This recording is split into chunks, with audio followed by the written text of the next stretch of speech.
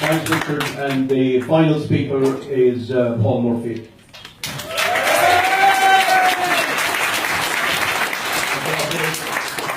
3 weeks ago, I spoke in the Gresham Hotel at the launch rally of the Anti-Austerity Alliance and of the campaign. It was the same time as Joan Burton was giving what I described as the last rites to the Labour Party in Mullingar. Well, today we've just participated in the funeral march of the Labour Party. And we have...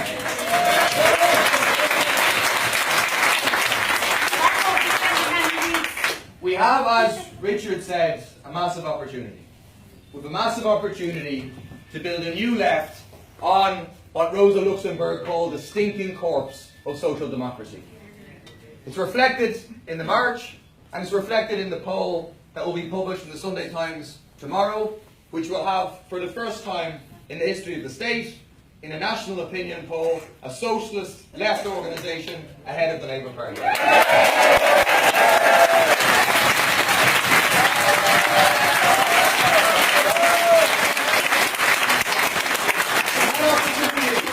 It brings responsibility. It does not bring the responsibility the way the Labour Party would use the word. That's the responsibility to be moderate, the responsibility to sell people out, the responsibility to make the hard choices, which is choose to hit working class people, ordinary people, to hit the 99%. It brings the responsibility to build a left that won't sell people out, that won't let people down, and that will play a role in delivering the mass movement and the fundamental change that we need in this society. What kind of left do we need? We need a working class people power fighting and campaigning left. We don't need a left where the 7 or the 8 or whatever go into the Dáil and get stuck in the Dáil. Get stuck in the debates in the Dáil as opposed to using it as a platform to mobilise, like we've done on the water charges, the massive protests, the boycott, to expose what's going on, to build the people power movement, which is what delivers any change that we achieve. We need a left that is a principled, anti-coalition left. No coalition with Fianna Fáil, Fine Gael or Labour. Don't put them back into power for the illusion of being in power, as the Labour Party has done repeatedly. But also we need an anti-capitalist and a socialist left. You'll remember Rory Quinn, when he was tired and emotional, and speaking about the Labour Party, he said the great thing about being socialists is because we don't believe in capitalism, we know how to fucking manage it. The great thing about being socialists is because we're socialists, we know that capitalism cannot be managed. As Connolly said, it cannot be patched up, it must go. And we know that when we achieve, and we will achieve, a left government in this country, it will be faced not just with the unremitting hostility of the 1% in this country and Europe and across the world, but it will be met with every possible weapon they can array against us. The European Central Bank will be mobilised. The financial markets will be mobilised.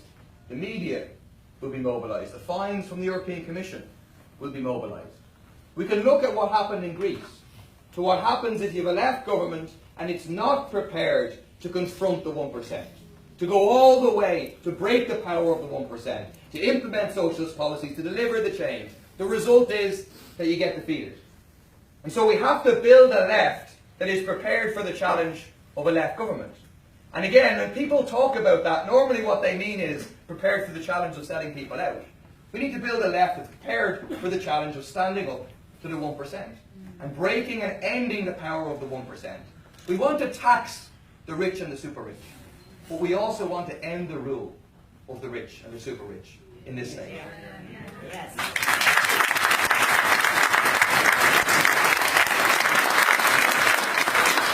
And so we need to have a programme for rupture from the current system of organisation of society for profit against the interests of our planet, against the interests of our people. We need a preparation for refusing to pay the debt that is not our debt, that has not gone away. To say to the Troika, we're not paying for the bankers' debts for their gambling, it's not our debt, we're not going to pay it. We need to be able to say that we take the banks into public ownership, and those that are currently in public ownership, we democratise them, and we use the banks in the interest of society instead of running society in the interest of the banks. And you say to Shell and Statoil and the rest of them that we don't accept that you now own our massive natural resources. We take those natural resources back and we use them to transition to a green economy. And we need to reject the model that says the only basis for economic growth in this country is winning the race to the bottom for multinational corporations.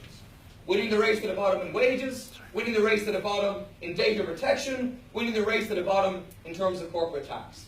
A different model of economic growth based on public ownership, democratic control and planning for people's needs instead of profit.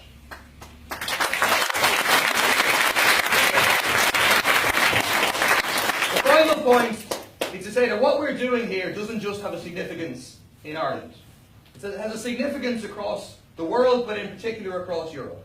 For people who have been told in Greece and Spain and Portugal that the Irish took their austerity, it's worked, there isn't a radical left, they're going to be very pleasantly surprised when they wake up on Sunday morning to discover that the radical left has made a major breakthrough as a parliamentary grouping in the Dáil for the first time.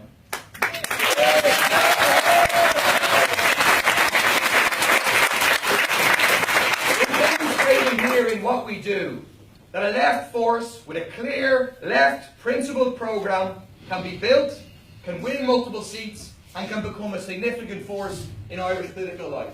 And that is a big contribution to what is a Europe-wide struggle to end the rule of the millionaires in Europe, to end the undemocratic rule of the Troika, the Commission, of the European Central Bank, and to put ordinary people in power to build a Europe for the 99%, a Europe for the millions. Thanks very much.